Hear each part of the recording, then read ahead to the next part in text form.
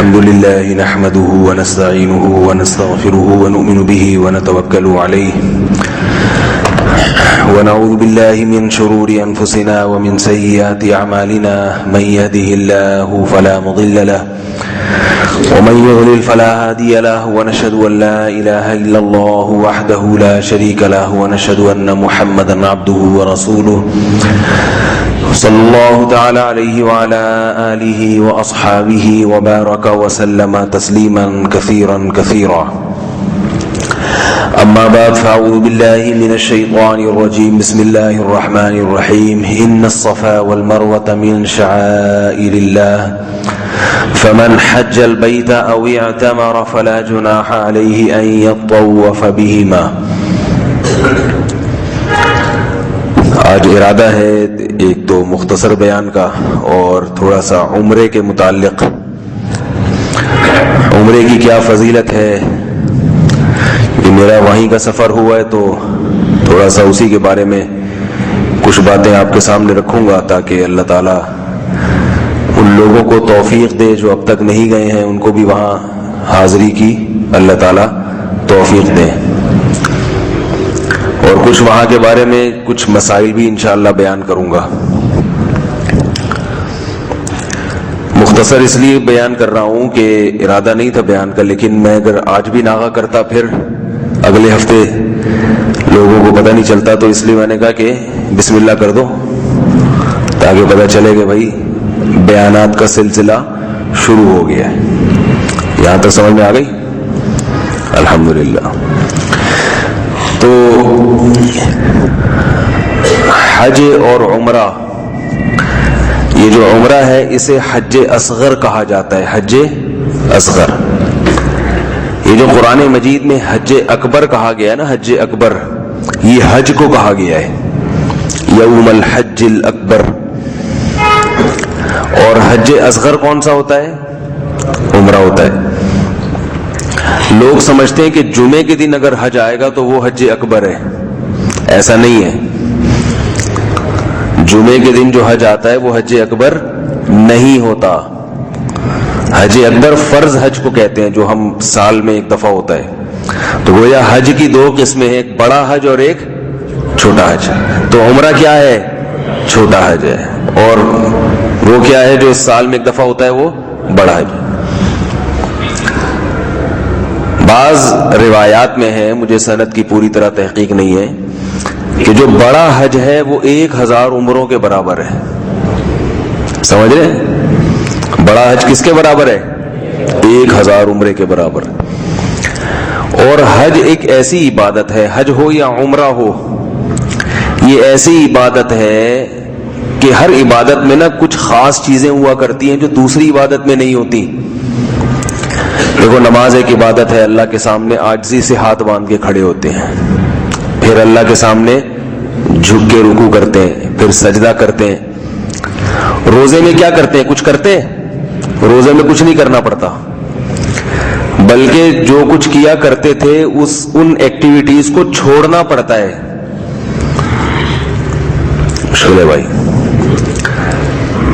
کچھ کرنا تو کھانا ہے نا، اور کھانا نہ کرنا کچھ کرنا ہے یا کچھ نہ کرنا ہے؟ نہ کرنا. نماز میں ہمیں کچھ کرنا پڑتا ہے، وضو کرنی پڑے گی، وضو کرنا پڑے گا، پھر اس کے بعد مسجد میں آنا پڑے گا چل کے، پھر کھڑے ہونا پڑے گا، امام وللضالین کہے تو آمین کہنا پڑے گا، پھر رکوع میں تسبیح پڑھنی پڑے گی. سب کچھ کرنا پڑتا ہے. روزے میں کیا ہوتا ہے؟ بھائی جو کرنا ہے فجر تک کر لو، صبح سحری تک. صبح سحری کے بعد اب کیا کرنا ہے؟ نہیں کرنا ہے. کھانا نہیں کھانا ہے، پانی نہیں پینا ہے. بقرعید کے دن عبادت کیا ہے؟ قربانی کرنا اور گوشت کھانا ہے. کھانا پڑتا ہے. تبھی لوگ تشلے لے کے کھڑے ہوتے ہیں، یار کلیجی تو ڈالو جلدی سے بھائی، کلیجی تو پکوا لیں. تو وہ نکال بھائی کلیجی پکا کے لاؤ بھائی، وہ جلدی پک جاتی ہے، کچھ تو پیٹ میں جائے. تو وہاں کچھ کرنا پڑتا ہے. روزے میں کیا ہے؟ آپ رات سے کھانا شروع کریں، کھاتے رہیں کھاتے رہیں کھاتے رہیں کھاتے رہیں کھاتے رہیں. صبح صادق کا جب وقت ہوگا تو اب اللہ کیا کہتے ہیں؟ چھوڑ دو. اب نہیں کرنے کا کام شروع ہو گیا. تو اللہ ہم سے کرنے والی عبادتیں بھی کرواتے ہیں اور نہیں کرنے والی. اب کہا جاتا ہے کہ نہ کھانا ہے نہ پینا ہے, اپنی خواہشات کو چھوڑ دینا ہے. تو اس میں بھی عبادت ہوتی ہے, وہ بھی ایک منفرد قسم کی عبادت ہے. اس لیے کہ اللہ تعالیٰ اگر ہم سے ایسا کام چھڑواتے جس کے کرنے کا ہمارا دل ہی نہیں چاہتا, پھر تو بڑا مزہ تھا. جیسے نماز میں اللہ ہم سے کہہ دیتے کہ نہیں پڑھنی ہے نماز, تو 100% مسلمان شریعت کے اس حکم پہ بہت اخلاص کے ساتھ عمل کرتے. کیا خیال ہے؟ اگر اللہ تعالیٰ ہمیں حکم دے دے کہ فجر کی نماز بولو بھائی نہیں پڑھنی, 100% لوگ شریعت پہ چلتے کہ نہیں چلتے؟ اور اگر اللہ تعالیٰ کہتے ہیں کہ سب نے دوپہر کا کھانا کھانا ہے, تو 100% لوگ شریعت پہ چلتے کہ نہیں چلتے؟ لیکن اللہ نے کیا کیا, فجر میں کہہ دیا کہ پڑھنی ہے, جبکہ دل کیا چاہتا ہے نہیں پڑھنے کا. اور رمضان میں کیا کہہ دیا, کھانا نہیں کھانا ہے, جبکہ دل کیا چاہتا ہے کھانے کا. تو ہمیں ہماری خواہشات کے خلاف چلایا جا رہا ہے, اور ہم اپنی خواہشات کے خلاف والا دین قبول نہیں کرتے. ہمیں دین وہ چاہیے جو ہماری خواہشات پہ پورا اترتا ہو, وہ دین چاہیے جو ہماری خواہشات پہ پورا اترتا ہو. یہودیوں کے بارے میں اللہ نے قرآن میں فرمایا کلما جاءہم رسول بما لا تہوی انفسہم, جب بھی یہودیوں کے پاس کوئی پیغمبر آتے ایسے احکام لے کے جن احکام کو سے یعنی ان کو دل سے وہ احکام اچھے نہیں لگتے تھے, فریقاً کذبوا, تو ایک فریق کا یہ انکار کر دیا کرتے تھے اور بہت سے پیغمبروں کو قتل کر دیا کرتے تھے. تو اللہ تعالیٰ رمضان میں کہہ رہے نہیں کھانا, اور نماز کے بارے میں کیا کہہ رہے ہیں, پڑھنی ہے.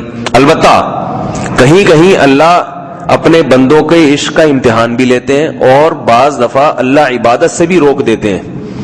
جیسے فجر کی نماز کے بعد سنتیں یعنی نوافل جو ہے وہ نہیں پڑھنے, منع کر دیا نا,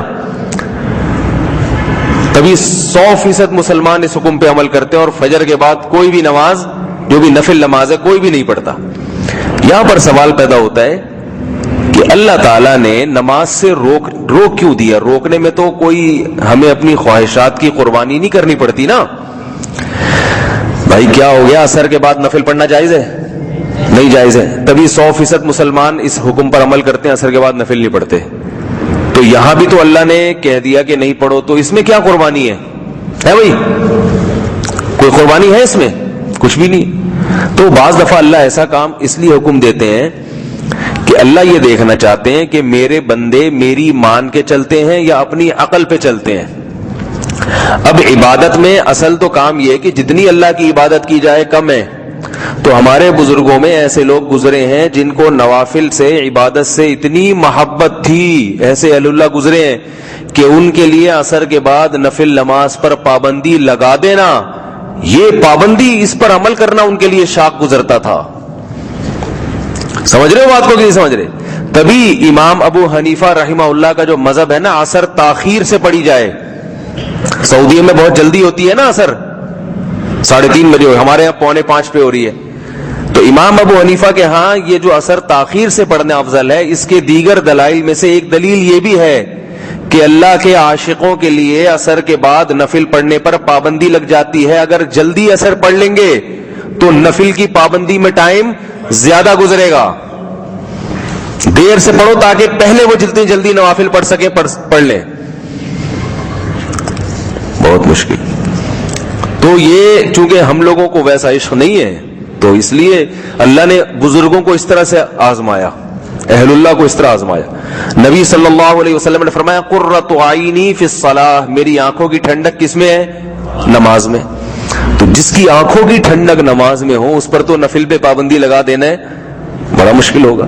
لیکن اللہ پھر دیکھتے ہیں کہ میرے یہ بندے جو بہت بڑے ولی ہیں جن کو نماز میں لطف آتا ہے, ان پر جب میں نماز پر پابندی لگاؤں گا تو یہ اپنی خواہش پہ چلتے ہیں یا میرے حکم پہ چلتے ہیں. مکروہ وقت میں نماز پڑھنا منع ہے یا نہیں ہے؟ مکروہ وقت میں سورج نکلتے ہوئے نماز پڑھنا منع ہے. اب آپ کا کتنا ہی دل چاہ رہا ہے, نہیں پڑھ سکتے آپ. تو روزہ ایسی عبادت ہے جس میں اللہ تعالیٰ کیا کہتے ہیں؟ نہیں کھاؤ. بقرعید ایسی عبادت ہے جس میں اللہ کہتے ہیں کھاؤ. ٹھیک ہے نا, اس میں اللہ کھلا رہے ہیں, اس میں نہیں کھانا یہ برا عمل ہے. تو اللہ اپنے بندوں کو آزماتے ہیں. تو اسی طرح یہ جو حج اور عمرہ ہے یہ ایسی منفرد عبادت ہے. اس پر میں کافی پہلے بیانات کر چکا ہوں, ابھی ان موضوع کا تکرار نہیں کروں گا. کچھ نئی چیزیں کوشش کروں گا جو اس میں کچھ حکمتیں ہیں وہ آپ کے سامنے پیش کروں. ایک بات تو یہ ہے کہ جب ہم حج کرنے جاتے ہیں یا عمرہ کرنے جاتے ہیں تو زیادہ تر لوگ وہاں بیمار ہوتے ہیں. ایسا ہوتا نہیں ہے کہ کوئی نزلہ زکام کھانسی کے بغیر واپس آ جائے, الا ماشاء اللہ, چاہے جتنے مزید ٹیکے لگا کے جاؤ. اب وہاں گئے کیونکہ کراؤڈ بہت ہے, مجمع بہت ہے, بہت ساری قسم کی چھینکیں آپ کو ملیں گی وہاں پہ. یہاں کوئی چھینکے گا ایک قسم کے جراثیم, اس کی چھینک میں بھی اس کی چھینک میں بھی, سارے وہی جراثیم جو انڈا موڑ اور اس کے آس پاس کے ارد گرد کے جراثیم. لیکن جب مکہ میں ایک بندہ چھینکے گا, ایک چھینک ساؤتھ افریقہ والے کی ہوگی, ایک چھینک جدہ والے کی ہوگی, دوسری طرف سے چھینک آئے گی انڈونیشیا کی, اور چوتھی چھینک آئے گی پاکستان کی, ایک انڈیا والا چھینکے گا. تو مختلف قسم کی چھینکوں کے جراثیم جب آپس میں ملتے ہیں اور جب ان کی شادیاں ہوتی ہیں ان جراثیم کی, اور پھر ان کی جو نسل پیدا ہوتی ہے, تو آپ سوچ لیں وہ کس قسم کے جراثیم پیدا ہوتے ہوں گے.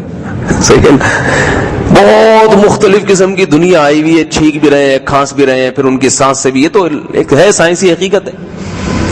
لہذا وہاں جا کے عام طور پر نزلہ زکام کھانسی ہوتی ہے کہ نہیں ہوتی؟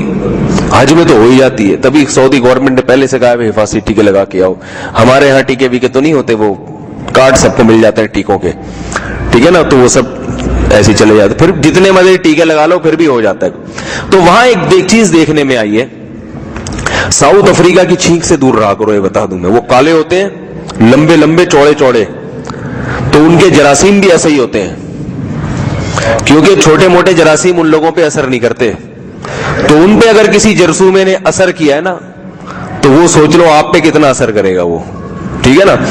تو اب کیا ہوتا ہے کہ وہاں جا کے لوگ اکثر, تو پھر وہاں اس طرح کی باتیں سے لوگ کہتے ہیں یار آئے تو تھے عبادت کریں گے, یہاں کہ یہاں تو نزلے کھانسی میں ہی پڑے رہتے ہیں, یہاں تو بخار ہو رہا ہے. اس طرح کی باتیں بعض لوگ کرتے ہیں وہاں پہ. یار آئے تو تھے, ہم نے کہا چلو طواف کریں گے, کچھ ڈھنگ سے بیٹھ کے دعائیں مانگ لیں گے, کچھ اپنے معمولات پورے کر لیں گے, کوئی قرآن پڑھ لیں گے پورے. وہاں تو ٹائم نہیں ملتا, یہاں تو آئے ہیں پڑے ہوئے ہیں, نہ فجر کے لیے اٹھا جا رہا ہے, نہ کبھی کسی کے گھٹنے میں درد ہے. پھر وہ اتنی لمبی واک کسی کو دور اگر وہ مل جائے ہوٹل, تو لوگ ایسے بھی کہتے ہیں یار ادھر تو آدھا ٹائم تو چلنے آنے جانے میں ہی لگ جاتا ہے, عبادت کس ٹائم پہ کریں بیٹھ کے.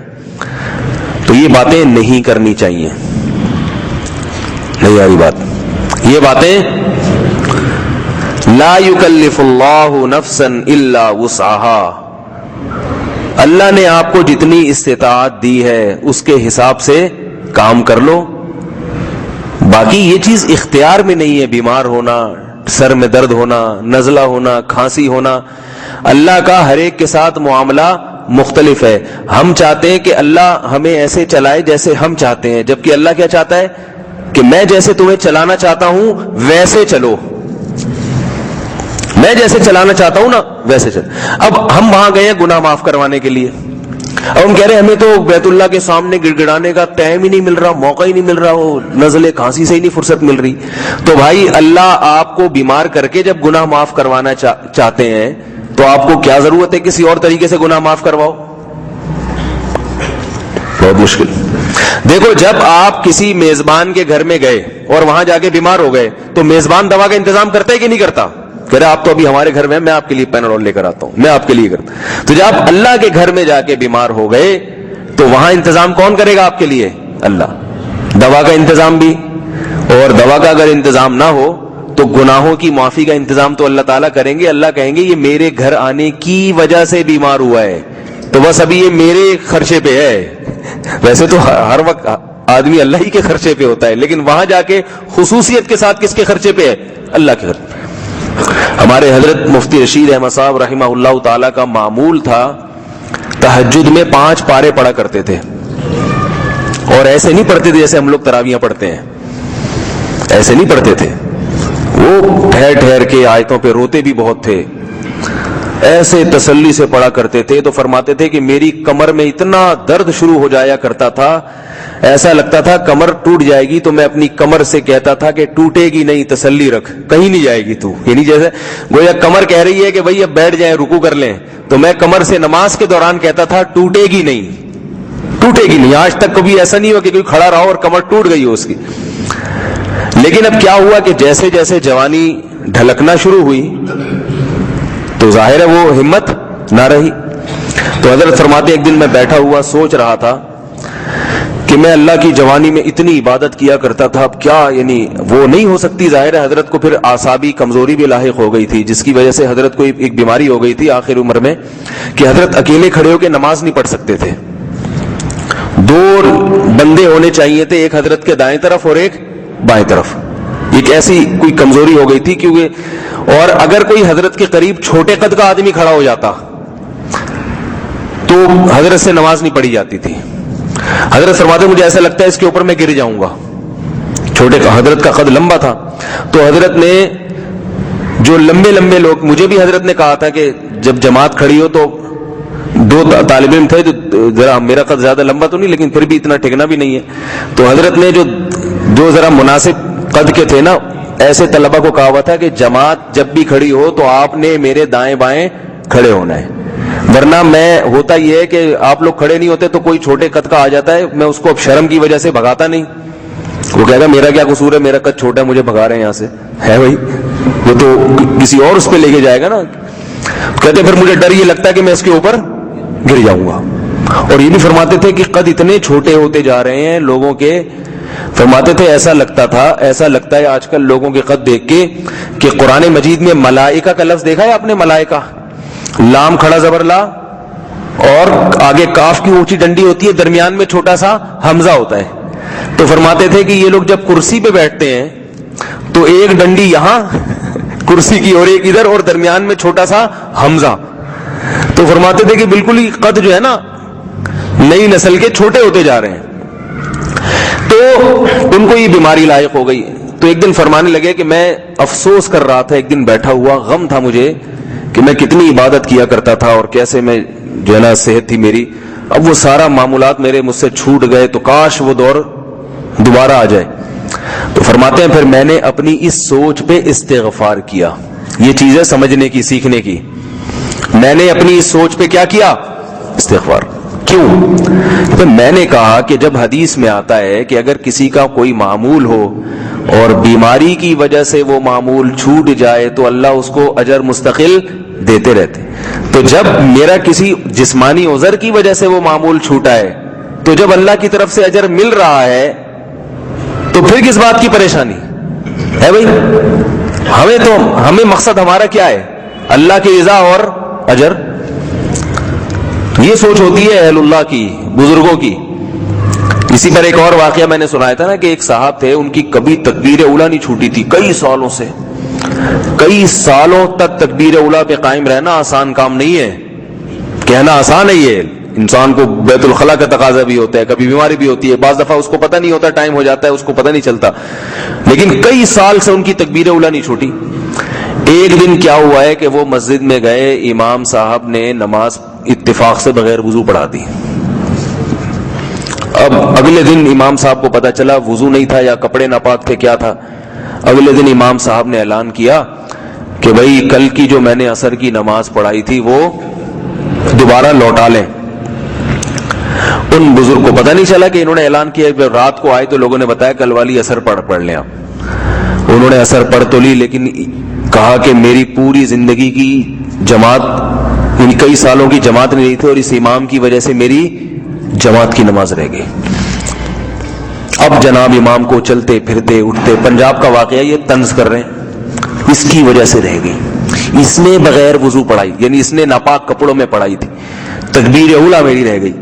لوگوں سے بھی کہ میرے, تو مجھے اس بات کی اطلاع ملی, میں نے کہا ان کا مقصد اللہ کو راضی کرنا نہیں ہے. گینز بک آف ورلڈ میں نام لکھوانا ان کا مقصد ہے کہ میری کئی سالوں سے تکبیر اولا نہیں چھوٹی.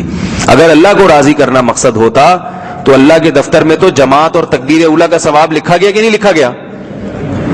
وہ بیچارہ امام ہے، بھولے سے پڑھا دی اس نے. بھول تو سب سے پتہ نہیں کیا کیا ہو جاتی ہے.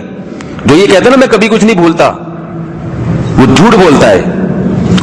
کل میں وہاں تھا ادھر الخبر میں، وہاں ہمارے کسی میزبان نے بتایا کہ مسجد نبوی کے امام جو شیخ حذیفی ہیں، ایک دفعہ نیت باندھ لی تھی مسجد نبوی میں، نیت باندھ کے توڑی ہے کہ میں وضو کرنے جا رہا ہوں، یاد نہیں رہا ان کو. اس پہ بدعتی لوگوں نے ایک پروپیگنڈا کھڑا کر دیا کہ مسجد نبوی کا امام اور جناب یہ اور یوں اور فلاں. بھائی کچھ بھی ہو سکتا ہے کسی سے. مسجد نبوی کے امام کی اہمیت زیادہ ہے یا محمد صلی اللہ علیہ وسلم کی؟ صحیح ہے، بخاری کی حدیث ہے کہ محمد صلی اللہ علیہ وسلم مسجد نبوی میں نماز پڑھانے آئے، اور آج کے مقتدی جو عمرہ کرنے جاتے ہیں، حج کرنے جاتے ہیں، وہ زیادہ قیمتی ہیں یا ابو بکر و عمر عثمان و علی رضی اللہ عنہم؟ نہ اس وقت کے جیسا امام اس کائنات میں کبھی پیدا ہوا نہ ہوگا، اور نہ نبی کو جو مقتدی ملے ویسے مقتدی نہ کائنات میں انبیاء کے بعد کائنات میں نہ پیدا ہوئے نہ کبھی ہوں گے. لیکن محمد صلی اللہ علیہ وسلم فجر کی نماز پڑھانے کے لیے آئے، اقامت ہو گئی، آپ صلی اللہ علیہ وسلم لوگوں کی طرف متوجہ ہوئے اور فرمایا یا ایھا الناس انما انا بشر مثلکم، اے لوگوں میں تمہاری طرح کا انسان ہوں، انسا کما تنسونا، جیسے تم بھول جاتے ہو ایسے میں بھی بھول جاتا ہوں. پھر آپ نے فرمایا مجھ پہ غسل فرض ہے اور میں غسل کرنا بھول گیا. شیخ حذیفی وضو بھولے اور نبی صلی اللہ علیہ وسلم غسل بھول گئے. پھر آپ صلی اللہ علیہ وسلم تشریف لے گئے. صحابہ کہتے ہیں صفیں کھڑی ہوئی ہیں، انتظار میں ہیں. جب آپ صلی اللہ علیہ وسلم آئے تو آپ کے بالوں سے پانی ٹپک رہا تھا. بڑے بال تھے آپ صلی اللہ علیہ وسلم سے، کیسا خوبصورت منظر ہوگا، اور ان سے پانی ٹپک رہا ہے. اب جاہل آدمی تو کہے گا یہ کیسے نبی ہیں جو بھول جاتے ہیں، یہ کیسے نبی ہیں جو غسل کرنا بھول جاتے ہیں. لیکن جس کو اللہ نے فراست دی ہوگی وہ کہے گا یہ سچے نبی ہیں. اگر جھوٹے ہوتے، خدا کی قسم کوئی جھوٹا نبی کبھی ایسی بات مسجد میں کھڑے ہو کر نہیں کر سکتا تھا. وہ کہتا ہے کیا ہے، پڑھا تو پبلک کو تھوڑی پتہ چلے گا، لوگوں کو تھوڑی پتہ چلے گا، وہ تو کبھی نہیں بتائے گا. یہی ہمارے نبی صلی اللہ علیہ وسلم کے سچے ہونے کی دلیل ہے. ایسے امام بھی موجود ہیں بغیر وضو پڑھاتے ہیں اور پی جاتے ہیں. ایک صاحب نے مجھے بتایا، کہہ رہے میں کہیں کسی مسجد میں ایک امام تھے تو وہ پڑے ہوئے سوتے رہتے تھے. تو مسجد ذرا چھوٹی تھی، نمازیوں کا ایسے ہوتا ہے نا، کچی آبادی میں مسجد تھی، زیادہ نمازی بھی نہیں تھے، تو اس میں زیادہ امام حضرات نماز کی ٹائمنگ کی پابندی بھی نہیں کرتے. آ گئے تو وہ لوگ بھی تھوڑے بہت ہی ہوتے ہیں، آ گئے تو ٹھیک ہے، نہیں تو نہیں. کہہ رہے 6-7 نمازی جمع ہوئے ہوئے ہیں اور امام صاحب کا انتظار ہو رہا ہے، امام صاحب آئے نہیں. تو کہہ رہے میں گیا تو وہ ساتھ ہی کمرے میں نا قریبی سو رہے تھے، خراٹوں کی آواز آ رہی ہے. تو میں نے جا کے امام صاحب کو جگایا، ٹھک ٹھک ٹھک. جیسے ہی جگایا میں جگا کے نیچے آ گیا. جیسے ہی جگا کے نیچے آئے امام صاحب آئے مصلی پہ کھڑے ہو گئے. کہہ رہے میں نے کہا ابھی تو خراٹوں کی آواز آ رہی تھی، اتنی جلدی تو وضو کرنا کسی کے لیے ممکن ہی نہیں ہے. ناممکن ہے کہ کوئی خراٹے لے کے سو رہا ہو اور جناب ایسے ڈر پھرتی سے. کہہ رہے میں نے نماز کے بعد پکڑ لیا. میں نے کہا آپ نے وضو کیا؟ اس نے کہا ہاں کیا ہے. آپ تو سو رہے تھے. نہیں میں تو ویسے ہی لیٹا ہوا تھا. بھائی آپ کی تو خراٹوں کی آواز آ رہی تھی. اب اس کو اتنا یقین تھا کیونکہ شک و شبہ نہیں کیا اس نے، 100% یقین. اس نے لوگوں کو بولا بھائی یہ بندہ صحیح نہیں ہے. بالآخر جب اس کو لوگوں نے زیادہ فورس کیا تو اس کے پاس راستہ نہیں تھا بھاگنے کا. اس نے اقرار کیا، اس کو نکال دیا وہاں سے، مار پیٹ کے نکالا. ٹھیک ہے نا، دھلائی لگائی. ہوتا کیا ہے، بعض لوگ کہتے ہیں دیکھو یہ امام لوگ بھی ایسے ہوتے ہیں، بعض لوگ کہتے ہیں دیکھو یہ مولوی لوگ بھی ایسے ہوتے ہیں. بھائی مولوی ایسے نہیں ہوتے، ایسے لوگ مولوی بن جاتے ہیں اور ان کے پاس علم بھی نہیں ہوتا. ہمارے ہاں کوئی معیار اور ضابطہ تو نہیں ہے. کوئی بھی پاگل سے پاگل آدمی اٹھ کے بول دینا میں مفتی ہوں اور سب سے بڑا مفتی پاکستان کا میں ہی ہوں. لوگ نہیں دیکھتے کہ یہ کس ادارے سے فارغ ہے. اگر وہ کسی ادارے کا نام لے تو ان سے فون کر کے پوچھو کہ حضرت آپ اس کی گارنٹی لیتے ہو، یہ قابل اعتماد ہے؟ کوئی اس کی ہمارے ہاں تحقیق اور جستجو نہیں کرتا. جس کے نام کے ساتھ مفتی لگا دو, عالم لگا دو, مولوی لگا دو, کچھ بھی لگا دو, نہ گورنمنٹ کی طرف سے کوئی پابندی اور نہ یعنی کوئی ہمارے ہاں کوئی ایسا عرف ہے کہ اس عرف میں اس کو برا سمجھا جاتا. اتنا سستا لفظ ہو گیا مفتی اور مولوی اور عالم, اور بہت جہاں چاہو جس کے چاہو جا کے فٹ کر دو. جس نے دکان چمچکانی ہوتی ہے وہ بیٹھ جاتا ہے. مدرسہ, لوگ کہتے ہیں مدرسے کے محتمم کھا جاتے ہیں, مجھے واقعہ سنا رہے وہ مدرسے اتنے پیسے کھا گئے, وہ اتنے پیسے کھا گئے. تو میں کہتا ہوں کہ بھائی اس نے کھانے ہی کے لیے تو بنایا ہے مدرسہ. پیسے کمانے کے بہت سارے دنیا میں طریقے رائج ہیں یا نہیں ہیں بتاؤ. تو اس میں ایک طریقہ یہ بھی ہے کہ آپ چار دیواری کھڑی کریں, اس میں کچھ یتیم مسکین ایسے باقاعدہ آرڈر پہ بنوائے ہوئے, ان کے چہرے سے مسکنت ٹپک رہی ہونی چاہیے, غربت ٹپک رہی ہو کہ ان کو کھانے کو کبھی کچھ ملا ہی نہیں ہے. ایسے بچے آرڈر پہ بنوا کے آپ سائنسدانوں سے بنوائیں کہ اس قسم کے چند پیس کلوننگ کے ذریعے کچھ ایسی نسل لے کر آؤ, دیکھنے سے لگے کہ ان کو کبھی کھانے کو ملا ہی نہیں. تو چار دیواری کھڑی کی, ایسے بچے یتیم مسکین قسم کے بیچارے لا کے رکھے آپ نے. پھر ایک سائن بورڈ, ایک ویڈیو بناؤ ان کی, سعودی عرب بھیجو, اور سامنے ان کے رکھ دو بخاری. ٹھیک ہے نا, کیا رکھو بخاری. میں نے خود دیکھا یہ منظر, بخاری رکھ کے بچوں کو بٹھایا ہوا ہے اور سعودی عرب تصویریں بھیجی جا رہی ہیں, ان کی ویڈیو بھیجی جا رہی ہے, وہاں اربوں سے پیسہ لیا جا رہا ہے. عرب کہہ رہے ہوئی کیسے نادار بچوں کو بخاری پڑھا رہے ہیں. ابے بھائی ابھی صرف چندے کے لیے 2 منٹ کے لیے پڑھائی ہے بخاری, ویڈیو بنانا کیا مشکل ہے. وہ عرب بھی بیوقوف ہے, پیسے دیتے چلے جا رہے, دیتے چلے جا رہے. اللہ کے بندو, تم جس علاقے میں مدرسہ ہے وہاں فون کر کے محلے والوں سے پوچھ لو کہ یہ ہے بھی یا نہیں ہے. تو خود اپنی بیوقوفی کو کس پہ ڈال دیتے ہیں, مولویوں پہ, کہ مولوی ایسے ہوتے ہیں, مولوی ہوتے ہیں. تمہیں یہ بہت سارے مدرسے ہیں, میں سارے مدرسوں کی بات نہیں کر رہا, اللہ کا شکر ہے کام بھی مدارس ہی کر رہے ہیں, لیکن بہت سارے اس طرح بھی ہیں کہ بے روزگار تھے, کہیں سے کچھ حساب ہی نہیں چل رہا تھا, تو آ کے ایک چار دیواری کھڑی کر کے جناب وہ حساب کتاب شروع کر دیا. اور ایک بات یاد رکھو, چھت نہ ڈالو مدرسے کی کبھی, اندر سے اس کو تعمیر کرتے رہو, تعمیر ٹائلیں والے لگاتے رہو. چھت پہ شیٹرنگ کا کام ہو کہ ساری دنیا کو پتہ چلے ابھی تعمیراتی کام جاری ہے. تعمیراتی کام کیا ہے جاری. اندر سے نہ پیسہ آ رہا ہے لگاتے چلو, پھر ایک اور بنا لو, پھر ایک اور بنا لو, پھر ایک اور 6, 15, 20 مدرسے بنا لو, مگر چھت کسی کی نہیں ڈلنی چاہیے, شیٹرنگ ہو, اس میں پانی ٹپک رہا ہو. جیسے ابھی کام ہو رہا ہے, مزدور کرائے پہ بٹھا دو, تم لوگ کچھ نہ کچھ نہ ٹھوکا ٹھوکا کرتے رہو بیٹھ کے, ٹھیک ہے, اس کے تمہیں پیسے ملیں گے. یہ طریقے ہوتے ہیں پیسے کمانے کے. تو اس لیے جو ہے یہ پھر ہم کہتے ہیں مولوی ایسے ہوتے ہیں, مولوی ایسے. تو مولوی تو اچھے ہوتے ہیں میرے بھائی, مولوی بیچارے علماء برے نہیں ہوتے. اور اگر برائی ہوتی بھی ہے کسی میں تو 100% اچھا تو دنیا میں کوئی بھی نہیں ہوتا. وہ بھی آپ جیسے انسان ہوتے ہیں, کچھ خوبیاں ہیں, کچھ خامیاں ہیں. تو جیسے ان کے لیے اللہ نے آپ کے لیے توبہ کا دروازہ کھولا ہوا ہے, ان کے لیے بھی دروازہ کھولا ہوا ہے, ٹھیک ہے. اور آخرت میں کیا ہوگا, معاملہ بیلنس ہوگا. ابھی میں وہاں عمرے پہ تھا تو میں نے جنید جمشید کے حق میں ایک بیان دیا, مطاف میں تھا تو میرا بیان چلا, تو 1-2 لوگوں کے ایک میسج آئی.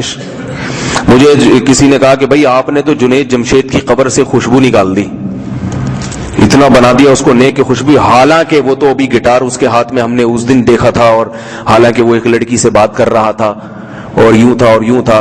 میں کہا وہی خبریں ہوتی ہیں, لیکن انہوں نے یوٹیوب پہ پورے کلپ بھیج دیے. یوٹیوب پہ کلپ موجود ہے, گٹار ہے, وہ گانا بھی گا رہے ہیں.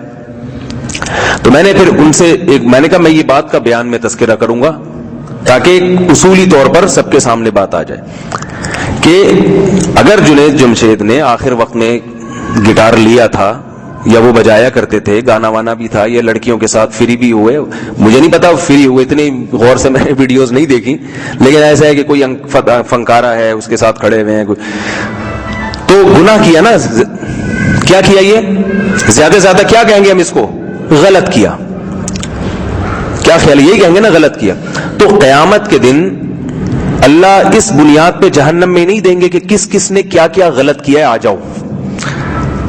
اگر اللہ قیامت کے دن جنت اور جہنم کے فیصلے اس بنیاد پہ کی کریں کہ جس نے غلط کیا ہے وہ لازمی جہنم میں جائے گا, تو ہم میں سے کوئی جا سکتا ہے جنت میں؟ بولو بھائی. کسی کے اعمال میں کسی قسم کا گناہ ہوتا ہے, دوسرے میں دوسرے قسم کا گناہ, تیسرے میں تیسرے قسم کا گناہ, چوتھے میں ایک چوتھے قسم کا گناہ. 100% کامل پیغمبروں کے سوا کوئی بھی نہیں ہوتا, 100% کامل. اور پیغمبروں نے بھی اپنے بارے میں کیا کہا ہے, حالانکہ وہ 100% کامل ہیں, نبی صلی اللہ علیہ وسلم نے فرمایا حضرت عائشہ سے کہ قیامت کے دن اپنے اعمال کی بنیاد پہ، یعنی 100% اعمال ہی لے کے جائیں جنت میں، ایسا کوئی بھی نہیں ہے. کسی کے اعمال اتنے زبردست 100% نیٹ کلین ہو ہی نہیں سکتے کہ وہ اس بنیاد پہ جنت میں چلا جائے. اللہ کی رحمت شامل ہوگی اعمال ہی کی بنیاد پر ہے. رحمت ہوگی کس بنیاد پہ؟ اعمال کی بنیاد پہ. لیکن لے جانے والی رحمت ہوگی. عمل میں اتنی طاقت نہیں ہے کہ آپ کو لے جائے. عمل میں تو اچھے عمل، ہم لوگ جو اچھا عمل کیا کرتے ہیں، نماز پڑھتے ہیں. کیا یہ نماز ہماری اتنی خوبصورت ہے کہ ہم اس کی بنیاد پر اللہ کی عدالت میں کیس کر دیں کہ ہمیں جنت ملے گی؟ نماز میں ہمارے خیالات کدھر ہوتے ہیں؟ جو باتیں سارا دن میں نہیں سوچی ہوتی وہ تو نماز میں تو سوچنا شروع کرتے ہیں ہم. تو اللہ تعالیٰ کے ہاں، وہ میں واقعہ بتاتا ہوں نا کہ ایک آدمی تھا، نماز امام صاحب پڑھا رہے تھے کہ ظہر میں 4 کے بجائے 3 رکعتوں کے بعد سلام پھیر دیا انہوں نے. مجمع بہت بڑا تھا، کسی نے امام صاحب کو فتح نہیں دیا، لقمہ نہیں دیا، سب نے سلام پھیر لیا. بھائی سب اپنے خیالوں میں مست تھے. پیچھے سے ایک آواز آئی، بولے امام صاحب 3 رکعتیں پڑھی ہیں، ابھی 4تھی رہ گئی ہے. امام صاحب نے دباؤ ڈالا، پھر دیکھا میں نے کون کون سی صورتیں پڑھی تھی، یاد آ گیا بھائی یہ تو 3 پڑھی ہیں. امام صاحب نے کہا پورے مجمع میں کسی کو یاد نہیں آیا، تجھے کہاں سے پتا چل گیا؟ کہہ رہے میری 4 دکانیں بھی صرف 3 کا ہوا تھا. حساب جو ہے نا، حساب و کتاب ابھی میرا کمپلیٹ ہوا تھا کتنے کا؟ 3 کا، 4تھی کا رہ گیا. سلام کی آواز ہے، میں نے کہا یار ایک دکان کہاں گئی میری؟ تو یہ ہم سب کی نمازیں ہیں. یہ کیا ہے؟ ہماری نیکیاں ایسی ہیں. تو جو برائی ہے وہ تو پھر بہت بڑی بڑی برائی ہے. تو قیامت کے دن اگر اس پہ فیصلہ ہو گیا نا کہ وہ آدمی جنت میں جائے گا جس نے کبھی کوئی غلط کام کیا ہی نہ ہو، تو پھر تو چوڑے میں آ گئے وہی سارے. پھر تو مردے دفنانا ہی چھوڑ دو. ٹھیک ہے نا. قیامت کے دن کیا ہوگا؟ فمن ثقلت موازینہ، اللہ لائیں گے نیکیاں، اس پلڑے میں رکھو، گناہ اس پلڑے میں رکھو. جنید جمشید کا گٹار آئے گا اس پلڑے میں. ٹھیک ہے نا. اور وہ جو اس نے بے احتیاطیاں کی ہیں توبہ کے بعد بھی، وہ بھی آ گئی پلڑے میں. لیکن پھر اللہ کہیں گے اس کی نیکیاں بھی لا کے رکھو دوسرے پر. یہ تو ظلم ہے.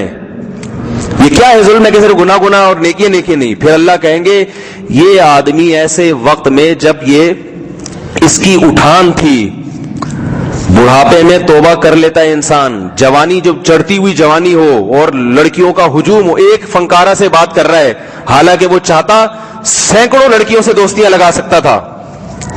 اس سینکڑوں کو چھوڑ دیا اس نے، ایک آدھ رہ گئی. مجھے نہیں پتا رہ گئی کہ نہیں رہ گئی، ایک بات بالفرض اگر رہ گئی تو وہ سینکڑوں کا چھوڑنا بھی تو دیکھو. سینکڑوں کو جو اس نے ناراض کر دیا. آج عورت سے بڑا فتنہ دنیا میں کوئی ہے ہی نہیں.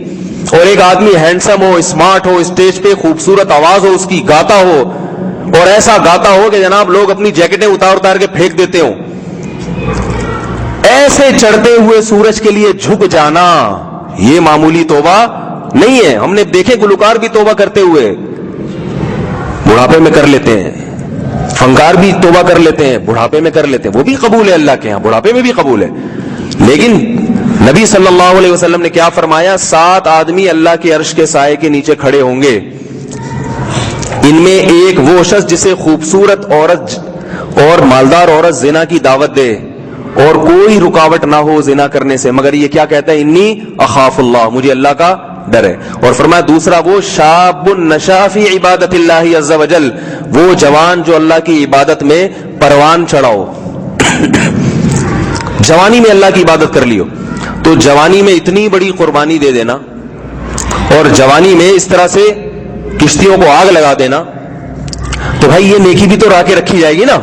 تو پھر ہوگا پلس مائنس. تو ایک صاحب مجھے اشکال کر رہے تھے نا بھائی قبر میں خوشبو، تو گٹار لے کے پھر قبر میں کیسے خوشبو آ گئی؟ میں نے کہا یقینی جنتی تو کسی کو بھی کہنا جائز نہیں ہے، یہ تو ہماری شریعت نے پابندی لگائی، لیکن اچھا گمان رکھا جا سکتا ہے. یہ قبر کی خوشبو کا واقعہ ایسا ہی نہیں ہے. میں حرم میں تھا تو وہاں میں نے جب جنید جمشید کی خبریں SMS پہ تھی تو میں نے کہا میں ذرا نیوز دیکھتا ہوں.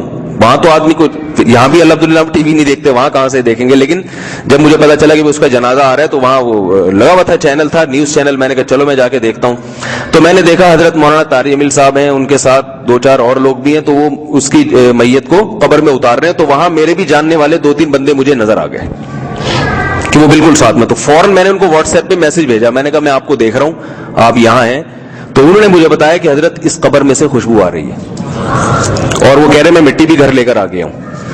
تو پھر ظاہر اس سے زیادہ تو آتھینٹک خبر نہیں ہو سکتی. اور میں نے تو چونکہ شہداء کے خون کی خوشبو اپنی ناک سے سونگھی ہے, لہذا مجھے اس پہ یقین کرنے میں کوئی تردد نہیں ہوتا, کیونکہ ہم نے تو اپنی ناک سے سونگھی ہے شہداء کے خون کی خوشبو. تو اس لیے یاد رکھو کہ اگر وہ گٹار اس نے ہاتھ میں لیا یا بجایا, یہ کچھ کیا, تو ہم اس گٹار کو ہرگز صحیح نہیں کہہ سکتے. اسی طرح جوان لڑکیوں سے, بے پردہ لڑکیوں سے بے تکلف ہونا, وہ پہلے بھی ناجائز تھا, اب بھی ناجائز ہے. اس کے جنید جمشید نے بالفرض اگر یہ کیا بھی ہے تو غلط کام صحیح نہیں ہو سکتا. لیکن اس کی بنیاد پر آپ ایک آدمی کو جہنمی اس لیے نہیں کہہ سکتے کہ اللہ کے ہاں حساب, اللہ کے ہاں 100% نمبر لینا ضروری نہیں ہے. اللہ کے ہاں پاسنگ مارکس کتنے ہیں؟ 51%. فمن ثقلت موازینہ, جس کا نیکیوں کا وزن زیادہ ہو گیا, فاولئک هم المفلحون, وہ لوگ کامیاب ہیں. اور ومن خفت موازینہ, جس کے گناہوں کا پلڑا جھک گیا, یہ لوگ کیا ہیں؟ تباہ و برباد. اب ایک اشکال کا جواب دے کے میں اپنے اصل موضوع کی طرف آتا ہوں. بات کہیں سے کہیں اشکال یہ ہوتا ہے کہ پھر آپ لوگ سوچیں گے اچھا ٹھیک ہے بھائی, نیکیاں زیادہ ہوئی, گناہ کم ہوئے, تو پھر معافی ہو جائے گی. تو ٹھیک ہے, پھر ہم ایسا کرتے ہیں 5 نمازوں میں سے 3 پڑھتے ہیں, 2 چھوڑ دیتے ہیں. قیامت کے دن جب 3 نمازیں آئیں گی پلڑے میں, نہیں سمجھ میں آ رہا تو رہنا. تو بھائی پھر آپ کہیں گے کہ ہم بھی تو تبلیغ میں وقت لگاتے ہیں, ہم بھی تو اتنی نیکیاں, اگر ہم نے بھی کسی گٹار ہاتھ میں لے لیا اور کہیں آنکھ مٹکا ہمارا بھی ہو گیا ہے, بھائی آنکھ مٹکا سمجھتے ہیں وہی جو کرتے ہیں, ٹھیک ہے نا. اگر ہم نے بھی کسی لڑکی سے ہیلو ہائی کر لیا, تھوڑا سا فری ہو گئے اور تھوڑا سا انٹرٹینمنٹ کے لیے دوستی لگا لی, تو ادھر فیس بک پہ کسی کو پیغام بھیج دیا, کوئی ویلنٹائن ڈے بنا لیا, تو اللہ کا شکر ہے 4 مہینے بھی تو ہم لگاتے ہیں, چلے بھی تو ہم لگاتے ہیں, نماز بھی تو پڑھتے ہیں, تو ہمارا بھی پلس مائنس ہو جائے گا.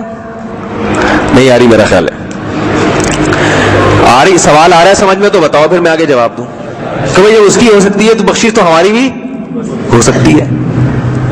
تو اس کا جواب یہ ہے کہ ایسا ہم اس وقت کرتے جب قیامت کے دن نیکیاں گنی جاتی, جبکہ گنی نہیں جائیں گی بلکہ تولی جائیں گی, اور گناہ گنے نہیں جائیں گے بلکہ تولے جائیں گے. اگر ایسا ہوتا نا کہ گنی جاتی نیکیاں, تو ہم 3 نمازیں پڑھتے اور 2 چھوڑ دیتے.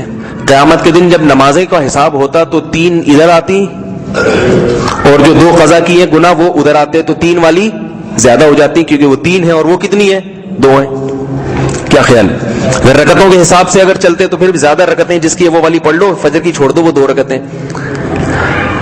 یہ اس لیے غلط ہے کہ قیامت کے دن نیکیاں گنی نہیں جائیں گی بلکہ تولی جائیں گی, اور تولنے میں پتہ نہیں ہے, بعض دفعہ ایک نیکی کا وزن بہت بھاری وہ سارے گناہوں پہ حاوی ہو جاتی ہے, اور بعض دفعہ ایک گناہ کا وزن بہت بھاری وہ ساری نیکیوں کو کھا جاتا ہے. اب ہمیں پتہ نہیں ہے کہ اللہ کی نظر میں کون سی نیکی بھاری ہے اور کون سا گناہ بھاری ہے, لہذا ہم نے ہر گناہ سے بچنے کی کوشش کرنی ہے اور ہر نیکی کو کرنے کی کوشش کرنی ہے. نہیں آ رہی بات؟ جیسے حدیث میں آتا ہے کہ ایک عورت فاحشہ عورت تھی, اس نے کتے کو پانی پلایا, بخشش ہو گئی کہ نہیں ہو گئی؟ حالانکہ ایک نیکی تھی اور اس کے گناہ جو ہوں گے وہ زیادہ, لیکن اللہ کے ہاں اس کتے کو پانی پلانے والی نیکی اللہ کے ہاں اللہ نے اس کی اتنی قدر کی کہ وہ اس نیکی کو جب قیامت کے دن ترازو میں رکھا جائے گا وہ کئی منوں ٹنوں کی ہوگی, اور اس کے گناہ وہ کلو کے ہوں گے, وہ من اور ٹن ان کا وزن میں نہیں آئے گا. وہ نہیں آ رہی بات سمجھ میں؟ اور اس کے برعکس ایک عورت نیک پرہیزگار تھی, اس نے ایک بلی کو باندھ دیا, بھوکا پیاسا رکھا, وہ بلی بھوک پیاس سے تڑپ کے ہلاک ہو گئی. حدیث میں آتا ہے وہ عورت جہنم میں جائے گی. کیوں؟ اس کی نیکیاں جب قیامت کے دن پلڑا ترازو میں لا کے وہ نیکیاں رکھی جائیں گی اور ادھر گناہ رکھا جائے گا, تو یہ جو ایک بلی کو بھوکا مارنے کا گناہ تھا یہ کیا تھا؟ یہ وزن میں بڑھ جائے گا.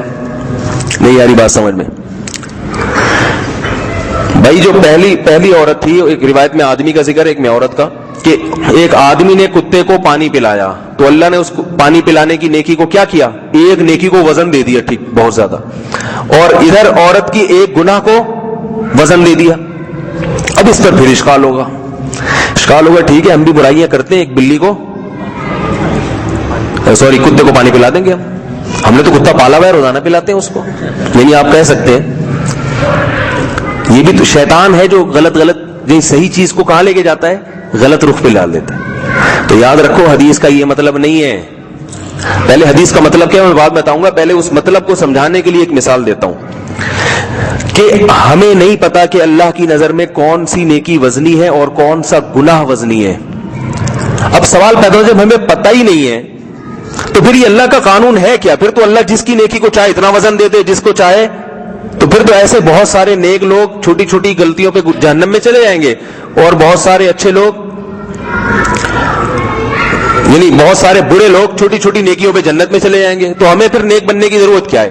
ہم بھی گناہ کرتے ہیں, کبھی کبھار ایک آدھ نیکی کر لیں گے, اللہ نے چاہا تو اسی میں اللہ وزن ڈال کے جنت میں لے جائے گا. جیسے وہ عورت فاحشہ تھی, ایک نیکی کر لی, کتے کو پانی پلا دیا تو جنت میں, تو ہم بھی ایسے ہی. ایسا نہیں ہے. بات یہ ہے کہ بعض دفعہ نیکی میں جان اس لیے پڑتی ہے کہ وہ ایک نیکی کے لیے بندے نے بڑے پاپڑ بیلے ہوتے ہیں, اور اس کا ذہن اس طرف ایسے ماحول میں. دیکھو ہم جس ماحول میں, یہ اسلامی مملکت ہے, میرے پاس رمضان میں ایک ہندو لڑکی کا فون آیا, ہندو لڑکی کا.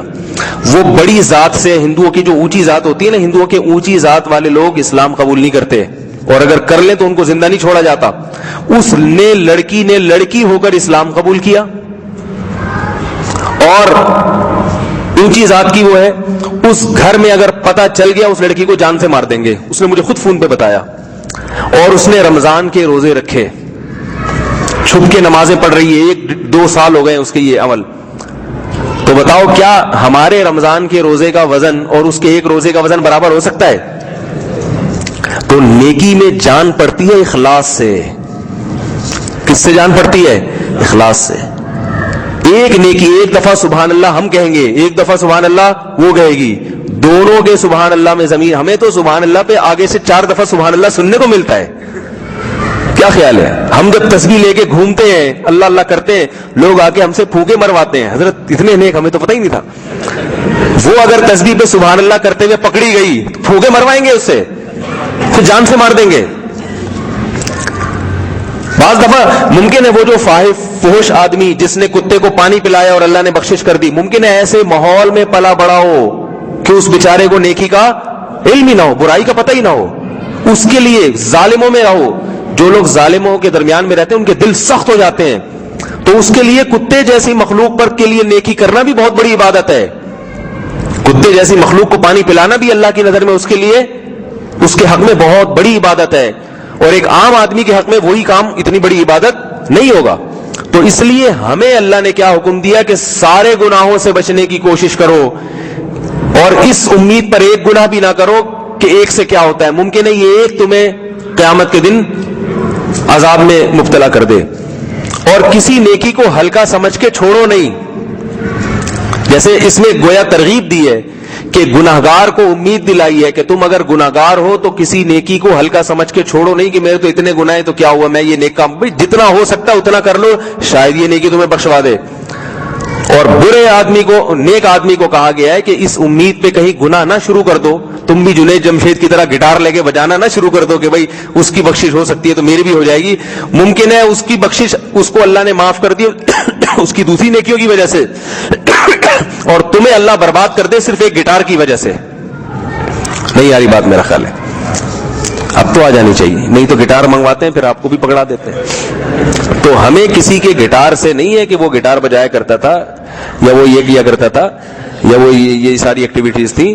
بات یہ ہے کہ جب اللہ تعالیٰ اگر کسی کو اچھے علامات دکھا رہے ہیں کہ بھائی میں اس کی خطاؤں سے درگزر کر رہا ہوں, خوش ہونا چاہیے ہمیں. کیا خیال ہے بھائی؟ تو جس نے مجھ سے یہ سوال پوچھا وہ تو بیچارے اچھے آدمی ہیں, وہ ان کے مقصد طنز نہیں تھا, وہ تو سیکھنا چاہ رہے تھے. لیکن ہمارے ہاں بہت سارے لوگ یہ باتیں کرتے ہیں طنزیہ, فیس بک پہ ہمیں یہ لڑکیوں کے ساتھ دیکھو ادھر آنکھ میں ٹکا کر رہا ہے, ادھر گٹار بجا رہا ہے, اور ادھر کی قبر سے خوشبو آ رہی ہے. وہ ان کو یہ اشکال ہو رہا ہے کہ اللہ نے اس کو جنت میں کیوں بھیجا. تو اس کو, ایسے آدمی کو ڈرنا چاہیے کہ اللہ ایسے آدمی کو قیامت کے دن کہیں گے کہ جب وہ جنت میں نہیں جا سکتا تو کس خوشی میں جا رہا ہے بھائی, تیرے اندر بھی تو یہی برائی ہے, تو نہیں فلاں موقع پہ آنکھ میں ٹکے کیے تھے, اپنے بھول گیا تو. تو اگر کوئی جنت میں جا رہا ہے نا تو سوچا کرو شاید ہم لوگ بھی پھر غریبی میں چلے جائیں. ٹھیک ہے بھائی, خوشی ہونی چاہیے. کیا خیال ہے؟ ہمارے حضرت کو کسی نے بتایا کہ ایک روایت میں فلاں حدیث میں آتا ہے کہ فلاں پہ عذاب قبر نہیں ہوگا, تو یہ تو عجیب سی بات ہو گئی, یہ کیسے اتنی عذاب قبر ہی نہیں ہوگا اس کو. حضرت فرمایا بھائی اللہ کا شکر ادا کرو اگر عذاب قبر نہیں ہو رہا. اور یہ سوچو بھائی, میں ایک چھوٹا سا واقعہ آپ کو سنا دیتا ہوں. ایک دفعہ یہ واقعہ کتابوں میں لکھا ہے, مجھے اس کی سند کی تحقیق نہیں ہے, بعض واقعے لکھے ہوتے ہیں اوتھینٹک نہیں ہوتے, پھر بھی سنا اس لیے رہا ہوں کہ واقعہ اوتھینٹک ہو یا نہ ہو, لیکن اس سے جو سبق ہمیں ملتا ہے وہ سبق کیا ہے, وہ قرآن و سنت سے ثابت ہے. تو اس لیے میں بعض واقعات بتا دیتا ہوں لیکن کہ وہی اوتھینٹک نہیں ہے. تو حضرت موسیٰ علیہ الصلوۃ والسلام کے دور میں ایک عورت نے حضرت موسیٰ علیہ السلام سے آ کے پوچھا کہ اے موسیٰ, مجھ سے ایک گناہ ہوا ہے, اللہ سے پوچھ کے آئے کہ کیا وہ اتنا بڑا گناہ میں نے کیا وہ بھی معاف ہو جائے گا. اللہ میاں نے حضرت موسیٰ علیہ السلام نے حضرت اللہ تعالیٰ سے پوچھا, اے اللہ کے ایک عورت آئی ہے میرے پاس, وہ کہہ رہی مجھ سے بہت بڑا گناہ ہو گیا ہے, تو کیا توبہ سے معاف ہو جائے گا؟ تو اللہ نے موسیٰ علیہ السلام سے کہا ہاں جا کے اس کو بتا دو کہ توبہ سے وہ گناہ معاف ہو جائے گا. حضرت موسیٰ نے آ کے اس عورت کو بتایا, اس عورت نے کہا حیرت ہے, اتنا بڑا گناہ میں نے کیا وہ معاف ہو جائے گا؟ بھائی جب تجھے اللہ معاف کر رہا ہے, اللہ معاف کر رہا ہے تجھے اور کہہ رہا ہے کہ آئندہ زندگی اچھی اختیار کر لو. یاد رکھو توبہ کا مطلب یہ نہیں کہ بس توبہ کی تو آئندہ بھی, آئندہ کا مطلب آئندہ نہیں کروں گا میں, آئندہ اس کے قریب نہ جاؤ. اچھا ایک درمیان میں ایک چھوٹی سی بات میں بتا دوں, یہ جو جتنے نئے نئے لوگ آئے ہیں نا دین پر, جو کچھ فنکار ہیں تبلیغ کی برکت سے, حضرت مولانا طارق احمد صاحب کی دعاؤں سے اور بھی تبلیغ کے بزرگوں کی دعاؤں سے, ان کی محنتوں سے, ان میں سب سے زبردست اور خاندانی توبہ جو کی ہے وہ بھائی سعید انور نے کی ہے. تو جو جہاں تک مجھے ان کے حالات, انہوں نے ایسا اپنے آپ کو تبدیل کیا ہے کہ پیچھے پلٹ کے نہیں دیکھا. اس کو کیا کہتے ہیں؟ خاندانی توبہ. قرآن مجید میں آتا ہے یا ایھا الذین آمنوا توبوا الی اللہ توبۃ نصوحا, اے ایمان والو اللہ کے پاس سامنے پکی ڈھکی توبہ کرو. تو پکی ڈھکی توبہ کو ہماری زبان میں کیا کہتے ہیں؟ خاندانی توبہ. تو اللہ تعالیٰ سے دعا کرو اللہ ان کو اس پہ قائم رہنے کی توفیق عطا فرمائے کہ انہوں نے بالکل, ورنہ عام طور پہ جو توبہ آج کل مارکیٹ میں چل رہی ہے نا جس قسم کی, جو لوگ بد نظری سے توبہ کرتے ہیں وہ پتہ نہیں, لیکن سائن بورڈ گزرتے ہوئے تھوڑا سا ایک اچٹتی ہی طائرانہ نظر ڈال لیتے ہیں, یوں کر کے ایک دفعہ دیکھ لیا استغفر اللہ. یہ بد نظری سے توبہ کے بعد یہ حال ہوتا ہے ان کا, ٹھیک ہے نا, بد نظری سے توبہ کے بعد یہ حال ہوتا ہے. نماز بے نمازی پن سے توبہ کر لی, اب نمازی بن گئے, تو وہ بھی ایسے لنگڑے لولے سے نمازی بنے ہوتے ہیں. بھئی آج بہت سستی, آج فجر گول کر دو, 11 بجے اٹھ کے اللہ سے توبہ کر لیں گے. تو یہ والی توبہ نہیں چاہیے اللہ کو. اللہ کو کون سی والی توبہ چاہیے؟ توبتن نصوحا, جو صحابہ نے کی تھی. اعلان ہوا کہ شراب حرام ہے, شراب چھوڑنا بڑا مشکل. میں نے چائے چھوڑی تو مجھے پتا چلا کہ شراب چھوڑنا کتنا مشکل ہوگا جب چائے چھوڑنا اتنا مشکل ہے. حالانکہ چائے کا تو کچھ بھی نشہ نہیں ہوتا. تو میں ساتھیوں سے حرم میں وہاں بتاتا تھا کہ دیکھو میں نے چائے چھوڑی ہے تو کیا دماغ خراب ہو رہا ہے, بالکل پاگل ہو رہے ہیں, عجیب سے ہو رہے ہیں. تو جو شراب چھوڑتے ہوں گے, یہ چرس اور ہیروئن چھوڑتے ہوں گے, ان کو کتنا مجاہدہ کرنا پڑتا ہوگا. تو صحابہ کرام شراب کے عادی تھے, اور شراب یہ والی نہیں جو آج کل آ رہی ہے, انگوروں کی پرانی شراب. انگور کی شراب ویسی سب سے خطرناک ہوتی ہے. جب آیت نازل ہوئی انما الخمر والمیسر والانصاب والازلام رجس من عمل الشیطان, یہ ناپاک ہے, تو مدینہ میں ایسے صحابہ نے شراب کے مٹکے بہائے ہیں جیسے کوئی نہریں بہ رہی ہوں. ایسے ہر گھر سے شراب کے مٹکے الٹے ہیں, چھوڑ دی, ختم. پردے کی جب آیات نازل ہوئی, ہمارے ہاں جو خواتین شرعی پردہ کرتی ہیں, جو توبہ کر لیا بھائی بے پردگی سے, اب پردہ کر لیا بھائی ٹھیک ہے, آہستہ آہستہ اسٹیپ بائی اسٹیپ کرتی ہیں. ٹھیک ہے, اسٹیپ بائی اسٹیپ ہی اس زمانے میں کرنا چاہیے جتنا اپنے اندر حوصلہ ہے, لیکن صحابہ کی ایسی توبہ نہیں تھی اسٹیپ بائی اسٹیپ. ہمارے ہاں خواتین کی توبہ یہ کہ ابھی پردہ کر لیا تو ابھی فی الحال صرف برقع لینا شروع کیا ہے, وہ بھی چمکیلا بھڑکیلا سا, کہ برقعے کو دیکھ کے آدمی کا دل چاہتا ہے یہ برقع دے دو مجھے, تو انٹی تم چلی جاؤ, برقع یہی چھوڑ جاؤ. وہ ابھی برقع آیا ہے, یہ برقع ہے. اس کے بعد جا کے پھر وہ بہت مشکل سے ہو کے نقاب آتا ہے, وہ پھر صرف بازار میں جاتے ہوئے بھی رشتہ داروں سے, گھر کے جو نامحرم ہیں ان سے پردہ نہیں کیا. پھر وہ ہوتے پھر بڑھاپے سے انتقال سے 3 دن پہلے محترمہ نے شرعی پردے کی نیت کر لی تھی. یہ بھی غنیمت ہے بھائی. صحابیات کا پردہ کیسے تھا؟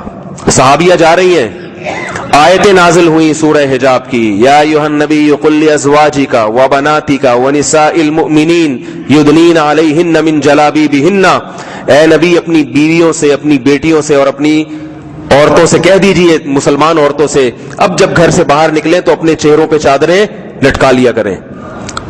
جب یہ آیتیں نازل ہوئیں، ایک صحابی نے کہیں دی اطلاع ملی آ کے، وہ صحابیہ جا رہی تھی، وہیں زمین پہ بیٹھ گئیں کہ میرے پاس بڑی چادر نہیں ہے گھر جانے کے لیے، گھر سے چادر منگوائی۔ کیوں؟ کہتی اس دوران میری موت واقع ہو گئی، یہاں سے گھر پہنچنے سے پہلے میری موت واقع ہو گئی، تو کہیں بے پردہ عورتوں میں میرا شمار نہ ہو جائے۔ تو یہ خاندانی توبہ تھی۔ تو بھائی سعید انور کو اللہ تعالیٰ زندگی دے اور ہم سب کو ان کو فالو کرنے کی توفیق دے، ایسی ٹائٹ والی ایک دم پلٹا کھایا، ورنہ ہوتا یہ ہے کہ تھوڑا بہت ٹچ میں آدمی۔ ہمارے دوست تھے، ہم جب کرکٹ کے ٹورنامنٹ کھیلا کرتے تھے پوری رات، میں بھی اوپنر جایا کرتا تھا، چکے چوکے میں نے بھی بچپن میں بہت لگائے ہیں۔ ہم جب تبلیغ سے جڑے یا تھوڑا سا ہمارے حضرت سے، تو ہم نے وہ بالکل چھوڑ دیا کرکٹ، کیونکہ وہ کرکٹ کھیلنا حرام نہیں ہے، لیکن وہ کرکٹ میں جب گھستے تھے نا تو پھر ہر چیز میں گھستا ہے آدمی۔ پھر وہ بوتلیں بھی چل رہی ہیں کہ جو وہ ہوتا ہے نا، جوئے بھی کھیلے جاتے ہیں، پھر وہ کرکٹ کے میچوں میں اتنی دلچسپی کہ پھر وہ سارا دن میچ دیکھ رہے ہیں۔ تو ہم جب گئے تو ہم نے تو بالکل ہی، ہمارے حضرت کی طرف سے پابندی بھی تھی کہ وہ بالکل چھوڑ دو، لیکن کچھ لوگ ہم نے دیکھے کہ وہ چھوڑ بھی رہے ہیں، جا بھی رہے ہیں، چھوڑ بھی رہے ہیں، جا بھی رہے ہیں، نہیں بھی کھیل رہے، کھیل بھی رہے ہیں۔ تو عجیب سا ہو جاتا ان کا۔ ایسے موقع پہ پھر مشکل یہ ہوتی ہے کہ پھر وہ دوبارہ ہی چلا جاتا ہے پورا۔ تو یہ خاندانی توبہ ماشاءاللہ بھائی سعید انور نے کی، اللہ تعالیٰ ان کو اس پہ قائم رہنے کی توفیق دے۔ تو میں جو یہ بتا رہا تھا کہ اگر وہ گٹار ہے اور وہ سب ہے وہ غلط ہے، مگر ہمیں کیا کرنا چاہیے کہ بھئی ایک آدمی کی خوبیاں، اور مرنے کے بعد تو ویسے ہی شریعت نے کیا کہا ہے، خوبیاں دیکھو، برائیوں کو چھوڑ دو۔ اگر کوئی برائی ہوگی تو اللہ ہے پوچھنے والا، ہم اس کے لیے۔ اور ایک اور بات یہ بھی کہ میں نے ان کو یہ بھی کہا کہ بعض دفعہ برائیاں بھی ہوتی ہیں، گٹار ہے یا اور کچھ ہے، لیکن پیچھے پبلک نے دعائیں اتنی کی ہوتی ہیں، وہ بھی تو کام آئیں گی نا۔ اگر سارے اپنے اعمال ہی کی بنیاد پہ بخشش ہونی ہے تو پھر دعاؤں کا کیا مطلب ہوا؟ بھئی آپ اتنے نیٹ کلین ہیں، آپ تو ویسے ہی بخشائے ہیں، تو پھر نماز جنازہ کیوں پڑھواتے ہو؟ نماز جنازہ اس لیے ہوتا ہے نا، کچھ اللہ اعمال کی بنیاد پہ رحمت کرے گا، کچھ پبلک کیا کرے گی، دعا کرے گی۔ تو میں نے کہا بھائی ان کا جو گٹار وٹار اور وہ سب چیزیں تھیں، کچھ تو ویسے ہی اللہ نے توبہ کی برکت سے، اور کچھ پیچھے مولانا طارق مل صاحب نے کیسی خاندانی دعائیں کی، اور پھر ان کی بات دیکھو۔ میں حرم میں تھا، جب مجھے ان کے بارے میں اطلاع ملی تو مجھے بھی اللہ نے وہاں ایک مقدس مقام میں کھڑے ہو کر ان کے لیے دعا کی، اللہ نے توفیق دے دی۔ تو ایسے پتہ نہیں کتنے لوگ ہوں گے، کتنوں نے دعائیں کی ہوں گی، تو وہ گٹار مٹار سارے اللہ نے کہا ہوگا۔ اچھی امید پہ کہہ رہا ہوں، یقینی طور پر کسی کو جنتی نہیں کہہ سکتے، چاہے قبر سے حوریں نکلنا بھی شروع ہو جائیں، یہ بتا دوں آپ، یقینی جنتی صرف اور صرف صحابہ ہیں۔ اچھا گمان ہے، اچھا گمان، اللہ سے اچھا گمان کہ بھئی اگر ایسا ہے تبھی تو اللہ نے ایسے معاملات رکھے ان کے ساتھ۔ تو ہم گٹار اس لیے نہیں لے سکتے کہ ہمیں نہیں پتا کہ ہمارے مرنے کے بعد پبلک اتنی ہمیں دعائیں دیں گی کہ ہمارے گٹار وٹار معاف ہو جائیں، بلکہ ایسا نہ ہو مرنے کے بعد پبلک بد دعائیں دی، جو گٹار ہمارے نہیں بھی تھے نا، کسی اور نے بجائے، وہ بھی فرشتے ہمارے کھاتے میں لا کے ڈال دیں۔ کیونکہ ہوتا ہی ہے کہ جب ہم کسی کی غیبت کرتے ہیں، حدیث میں آتا ہے جب ہم کسی کی غیبت کرتے ہیں، کسی پہ ظلم کرتے ہیں، تو جس پہ ظلم کیا ہو اس کے گناہ اللہ کس کے کھاتے میں ڈالے گا؟ بولو نا بھائی، ظالم کے کھاتے میں۔ اس کے گناہ اللہ کس کے کھاتے میں ڈالے گا؟ ظالم کے کھاتے میں۔ تو ایسا نہ ہو کہ ہم تو اتنی غیبتیں کر رہے ہیں کہ ہم گٹار نہیں بھی بجائیں گے تو قیامت کے دن گٹار لے کے کھڑے ہوئے ہوں گے اور ہمارے پلڑے میں گٹار بھی ہوگا۔ فرشتے پوچھیں گے، ہم فرشتے پوچھیں گے یار ہم نے تو کبھی بجایا نہیں، تو فرشتے کہیں گے کہ جو بجاتا تھا، گٹار بجایا کرتا تھا، اس کی غیبتیں اتنی کرتے تھے کہ میں نے اس کے گٹار لے کے تمہارے کھاتے میں ڈال دیے۔ تو اس لیے ہمیں تو ویسے ہی بچنا چاہیے بھائی۔ تو اس لیے کوشش یہ کریں ہر قسم کے گناہ سے بچیں، لیکن اگر کوئی گناہگار دنیا سے جا رہا ہے، بڑا گناہگار نہ ہو، توبہ کر کے گیا ہو۔ ایک تو گناہگار وہ ہوتا ہے جو بغیر توبہ کے مرتا ہے، تو ایسے بڑے گناہگار کی تعریف کرنے کی شریعت نے اجازت نہیں دی ہے، یہ ذہن میں رکھو۔ اس میں اعتدال ضروری ہے، ہم لوگ بعض بے اعتدالی میں آ جاتے ہیں۔ علماء نے مسئلہ بیان کیا، اگر کوئی بہت بڑا گلوکار ہے، گلوکار سے مراد ایسا یعنی بےہودی بے حیا ہے، بہت گلوکاروں میں بھی ہر قسم کے ہوتے ہیں، بعض تو بہت ہی زیادہ زانی ہوتے ہیں، شرابی ہوتے ہیں، بعض صرف گانے بجانے کی حد تک ہیں. لیکن علماء نے لکھا ہے اگر کوئی بہت بڑا کبیرہ گناہ کا مرتکب ہے، ظالم ہے، کھلے عام اللہ کی کھلی ہوئی نافرمانی کیا کرتا تھا، اگر وہ مر جائے تو قوم کے مقتدی اور رہبر کو اس کا نماز جنازہ نہیں پڑھانا چاہیے. ہمارے حضرت کے قریب محلے میں ایک سنگر رہا کرتا تھا، وہ لڑکیوں کے ساتھ ڈانس کرنا بہت بےہودہ تھا، علماء کو برا بلا کہا کرتا تھا. ایک دن رات کو اتنی گانے بجانے کی انہوں نے وہ طوفان بدتمیزی کیا کہ محلے والوں کا جینا حرام کر دیا. تو ہمارے حضرت گئے، ان کے محبت سے جا کے سمجھانے لگے کہ دیکھو کم از کم رات کو تھوڑا سا پڑوسیوں کا تو خیال کر لو. لیکن نہیں ہوتے، مولوی ایسے بعض گناہگار ہیں لیکن علماء کی سے بد اخلاقی نہیں کرتے، دین کو برا بلا نہیں کہتے، وہ کہتے ہیں ہم غلط ہیں. یہ بھی غنیمت ہے. اور بعض کیا کرتے ہیں ڈھٹائی کے ساتھ، بجائے بات ماننے کے یا عمل کرنے کے علماء کا مذاق اڑانا شروع کر دیتے ہیں. تو اس سنگر کی جب موت ہوئی تو ہمارے حضرت نے جنازہ نہیں پڑھایا اس کا، اور یہی طریقہ سنت ہے. تبھی نبی صلی اللہ علیہ وسلم نے خودکشی کرنے والے کا جنازہ نہیں پڑھایا، خودکشی کرنے والے کا. اس لیے کہ اگر ایسے گناہگار کو جو بغیر توبہ کے چلا گیا اور گناہ بھی اس کے علانیہ بھی ہو کبیرہ بھی ہو، یعنی کھلے عام کرتا ہو اور بڑے بڑے گناہ کرتا ہو، تو اگر پھر آپ اس کی تعریف ممبر پہ بیٹھ کے کریں گے یا اس کو اپریشیٹ کریں گے تو لوگوں کی نظر میں اس گناہ کی نفرت، بولو بھائی، کم ہو جائے گی. تو شریعت یہ بھی نہیں چاہتی. اس سے پھر گناہ کی نفرت، لوگ کہیں گے یار اتنے بڑے بڑے لوگ اور یہ ہم بھی ایسے چلے جائیں گے. تو ایسے اسی وجہ سے خودکشی کرنے والے پہ ترس نہیں کھانا چاہیے، کیونکہ آپ خودکشی کرنے والے کی اگر حمایت کرو گے نا، وہ بیچارہ پھر لوگ کہیں گے یار ٹھیک ہے ہم بھی لٹک جائیں گے کل. خودکشی کرنے والے کے بارے میں کیا کہا جائے گا؟ بیچارہ نہیں ہے، اس نے جرم کیا ہے، جرم. ہاں دعائے مغفرت کی جائے، اس کے لیے دعائے مغفرت کی جائے کہ اللہ اس کے اس جرم کو معاف کر دے، لیکن یہ جرم ہے تو اس کو اپریشیٹ کرنے کی اجازت نہیں ہے. وہ بات تو حج عمرے کی رہ گئی، انشاءاللہ پھر وہ اگلے بیان میں کمپلیٹ کروں گا کہ حج میں کیا خاص چیزیں ہیں، عمرے میں کیا خاص چیزیں، تاکہ آپ لوگ جب جائیں تو ان خاص چیزوں کا تھوڑا سا خیال رکھیں. پہلی چیز کیا سامنے آئی کہ اگر وہاں جا کے بیماری کی وجہ سے عبادت نہیں ہو پا رہی اور پڑے ہوئے ہوٹل میں، کوئی فکر کی بات نہیں ہے، ثواب کا کھاتا انشاءاللہ. بولو نا بھائی کیا ہو گیا. لیکن جیسے ہی صحت ٹھیک ہو تو پھر جائیں. بعض یہ کرتے ہیں ہم تو چونکہ کھانسی آ رہی ہے ایکچولی ہم کو، اس لیے میں بھی طواف نہیں کر سکتا. کھانسی کے دوران کھانسی آ رہی ہے تو کیا ہو گیا بھائی، کھانستے ہوئے کر لے طواف. ایسے پوستی لوگ بھی موجود ہیں وہاں پہ. اتنا خرچہ تم کر کے گئے ہو اللہ کے بندے، تو حرم میں تو جا کے بیٹھو، اپنے ہوٹلوں پہ 24 گھنٹے پڑے رہتے، شاپنگ کر رہے ہیں، وہ وہیں لگے ہوئے ہیں. بھائی بعد میں کر لینا، محلے پڑوس میں جا، وہاں کی شاپنگ کرنا ویسے بھی بیوقوفی ہے. وہاں جو چیز یہاں پر آپ کو 10 روپے کی ملے گی وہاں آپ کو 300 روپے کی مل رہی ہے. لوگ اس پہ 10 ریال کی مل رہی ہے، 10 ریال کی، صرف 10 ریال، صرف 10 ریال. وہ ادھر کا، یہاں سے جب اس کو ضرب دو گے تو وہ 250-300 روپے بن جائیں گے آپ کے. تو یہیں آگے کر لینا، گھر والوں کو ٹوپی کرا دیا کرو. یہاں سوراب گوٹ سے اترو، سوراب گوٹ پہ اترو، گھر والوں کے لیے اچھے کپڑے خریدو، سستے میں 4 آ جائیں گے. وہ جتنے وہی کپڑا وہاں مل رہا ہوگا 4 گنا مہنگا مل رہا ہوگا، اور یہاں آپ کو 4 گنا سستا مل رہا ہوگا. اس پہ تھوڑا سا زمزم کا چھڑکاؤ کرو تاکہ مدینہ کا لک آئے اس کے اوپر، اور گھر والوں کو لا کے لاؤ. بولے میں وہاں سے لے کے آیا ہوں. اب وہ نہیں پوچھے گے وہاں سے، بس وہاں بولو، جھوٹ بولنا جائز نہیں ہے اسلام میں، ٹھیک ہے نا.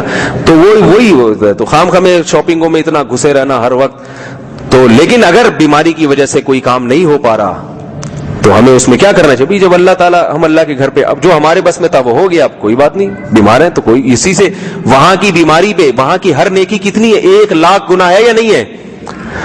حرم میں 1 نماز کا 1 لاکھ گنا، اور مسجد نبوی میں 1 نماز کا 1000 گنا. 50,000 والی روایت بھی، لیکن صحیح روایت جو ہے نا 1000 والی ہے. تو مسجد نبوی میں 1 نماز 1000 کے برابر، اور مسجد حرام میں 1 نماز 1 لاکھ کے برابر. علماء نے لکھا ہے نماز ایک مثال ہے. مسجد نبوی میں ہر نیکی 1000 گنا، اور مسجد حرام میں ہر نیکی 1,00,000 گنا بڑھ جاتی ہے. تو اسی طرح ہر عمل کی برکت بھی اتنی ہو جاتی ہے. مسجد حرام میں اگر آپ بیمار تھے، یہاں اگر آپ بیمار ہوئے تو آپ کے اس سے جو گناہ جھڑیں گے، مسجد حرام میں بیمار ہونے سے 1,00,000 گنا زیادہ جھڑنا شروع ہو جائیں گے، سمجھ رہے؟ اور مسجد نبوی میں 1000 گنا زیادہ جھڑنا شروع ہو جائیں گے. تو اس لیے پہلی بات یہ ذہن میں رکھیں، اگر وہاں کسی بیماری کی وجہ سے کوئی کام نہیں ہو پا رہا تو پریشان ہونے کی چندہ ضرورت نہیں ہے. لیکن پہلے سے بیمار ہو تو پھر نہ جائیں وہاں پہ، کہ اچھا یہاں میں بیمار ہوں، بخار میں میرے 6 گنا 7 برائیاں میری معاف ہو گئی، تو اب میں اسی بیماری میں وہاں چلا. بیماری میں اپنے آپ کو آزمائش میں ڈالنا جائز نہیں ہے، کیونکہ سفر کرنا بیمار آدمی کا کام نہیں ہے، وہ خود بھی پریشان اور دوسروں پر بھی بوجھ بنتا ہے. وہ تو اللہ کی طرف سے ایک بیماری آگے. لوگ کیا کرتے ہیں، 99 سال کے بوڑھوں کو بھیج دیتے ہیں حج کرنے کے لیے، خود نہیں ہوتے، بس وہاں سے جہاز میں بٹھایا بھیج دیا. اب وہ بیچارہ بوڑھا جو ہے، ہر آدمی کو ظاہر ہے اس پہ ترس تو آئے گا نا. اب لوگ اپنی ذمہ داری کی دوسرے پہ ڈال دیتے ہیں کہ بھئی یہ وہ حج کر کے بھی آ جاتے ہیں، لیکن کتنے لوگ ان کی وجہ سے وہاں پریشان ہوئے. تو کسی کو آزمائش میں ڈالنا اپنی وجہ سے یا دوسرے کی وجہ سے یہ درست نہیں ہے. تو پہلی بات سمجھ میں آ گئی. پہلا نقطہ کیا ہے، بس گئے تو کوئی بات نہیں، جتنی اللہ توفیق دے دے عبادت کی ٹھیک ہے، جو نہیں ہو رہی. اب ملتزم پہ موقع نہیں ملتا لوگوں کو کھڑے ہونے کا، حجر اسود کو چومنے کا موقع. میں نے حجر اسود کو پوری زندگی میں ایک دفعہ چوما ہے حج کے موقع پہ. حج میں جب میں گیا تھا حجر اسود کو بوسہ دینے کی کوشش کی، وہ جو اتنا دھکم پیل، ہم بھی گھس سکتے تھے، اللہ کا شکر ہے اتنے کمزور نہیں ہے، لیکن اس کے لیے کئیوں کی ہڈیاں ٹوٹتی ہیں، کئیوں کے ٹخیں نکلتی ہیں، تو پھر یہ بیت اللہ کی بے اکرامی ہوتی ہے. تو میں نے کہا جب حجر اسود کا نعم البدل موجود ہے، ہاتھ کو اشارہ کر کے بوسہ لے لو، تو پھر کیا ضرورت ہے اس طرح.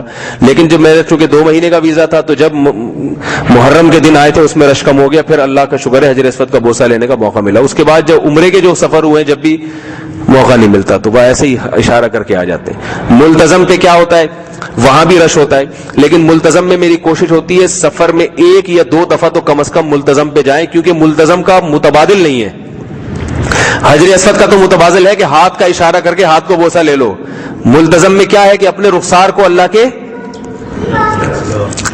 کیسا عجیب منظر ہوتا ہے اور کیسی پیاری عبادت ہے. اللہ تعالیٰ کیا کہتے ہیں کہ کیا کرو یہاں کے ملتزم پہ، میرے گھر پہ اپنا لوگ ناک رکھ رہے ہوتے ہیں، کوئی پیشانی رکھ رہا ہے. ملتزم پہ سنت کیا ہے، اپنا رخسار رکھو. کیسی خوبصورت عبادت ہے. دیکھو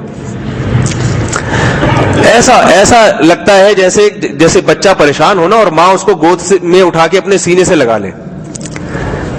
تو اللہ نے اپنے بندوں کے لیے ملتزم رکھا ہے کہ پہلے تو مجھ سے دور دور سے مانگا کرتے تھے، اب میرے گھر میں آ کے کیسے مانگو، رخسار لگو. تو یہ اتنے پیسے خرچ کر کے جائیں اور ملتزم پہ رخسار رکھنے کے مزے نہ لیں، یہ لذت سے تو یہ نہیں ہوتا. تو اس میں پھر کوشش ہوتی ہے کہ چلو ایک دفعہ تو بھائی گھسنا ہی گھسنا ہے. اس میں پھر ہم بھی گھس گئے. ہم نے کہا دیکھتے ہیں، ایسے آستین چڑھائی ہم نے، گھسنے نہیں، شرافت کا زمانہ ہی ختم ہو گیا ہے.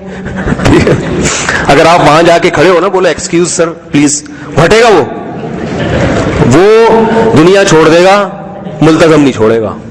تو پھر اس کا طریقہ یہی ہے، پگڑی وگڑی ٹوپی. میں جب ملتزم میں گیا نا، ہمارے ساتھی وہاں کھڑے تھے، میں نے ٹوپی اتاری، پگڑی اتاری. وہ حیران ہے، یہ کیا کر رہے ہو بھائی، پگڑی ٹوپی؟ میں نے کہا ابھی جانا ہے، گھسنا ہے. ٹھیک ہے نا، ابھی بھائی خرچہ ہوا ہے بھائی، تو ابھی جانا ہے بھائی. ٹوپی وہ بھی یہی رکھو، کیونکہ ٹوپی تو غائب ہو جائے گی، وہاں پہ گر جائے گی. جیبیں ویبیں خالی کی، اسی طرح جایا کریں. اور پھر ایسے اس کا ایک مخصوص طریقہ ہے، تھوڑا سا جھکے، 2 آدمیوں کے درمیان میں نا ایسے کر کے گھسے، اور پھر ایسے کریں جیسے تیراکی میں کرو. تھوڑی دیر تک کرتے رہیں گے، آہستہ آہستہ جگہ بنتی رہے گی. دوسرے نمبر تک پہنچ گئے نا، پہلے نمبر پہ تو وہ ہوگا جو آگے چپکا ہوا ہے، جو دنیا ایلفی سے چپک گیا ہے، وہ جا کے وہاں پہ ایسے ہی لگتا ہے ایلفی سے چپک گیا ہے، یہ سمت بانڈ سے یہ نہیں ہٹے گا. اس کے پیچھے جا کے بس کھڑے ہو جائیں، اب آپ کا نمبر آئے گا. کیونکہ اب آپ پیچھے بھی نکلنا چاہیں گے تو نکلنے کے راستے بند ہو چکے ہیں. اب آپ بس کھڑے ہو جائیں. تو بالآخر ایک دن آئے گا، وہ جو سمت بانڈ سے چپکا ہوا ہے اس کی ایلفی جب گیلی ہوگی اور وہ کھڑے ہو، تو وہ ظاہر ہے اتنا تو اس کا سانس گھٹ رہا ہے وہاں پہ، وہ ہٹے گا. تو اب آپ کو جانے کی ضرورت نہیں ہے، پھر دھڑام سے پیچھے سے دھکا آئے گا.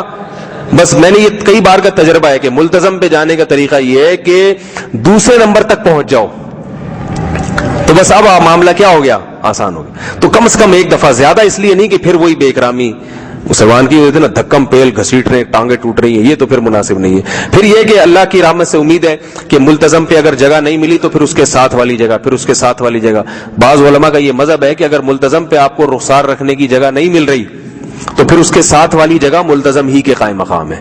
اگر وہاں بھی نہیں مل رہی جگہ تو پھر اس کے ساتھ والی، پھر اس کے جتنا قریب ہو سکے جو جگہ مل جائے پھر وہاں رکھ لے انسان، تو اللہ قبول کرنے والا ہے. لیکن یہ مردوں کے لیے ہے، خواتین یہ کام نہ کریں، کیونکہ عورت کے لیے اس طرح مردوں کے درمیان میں گھسنا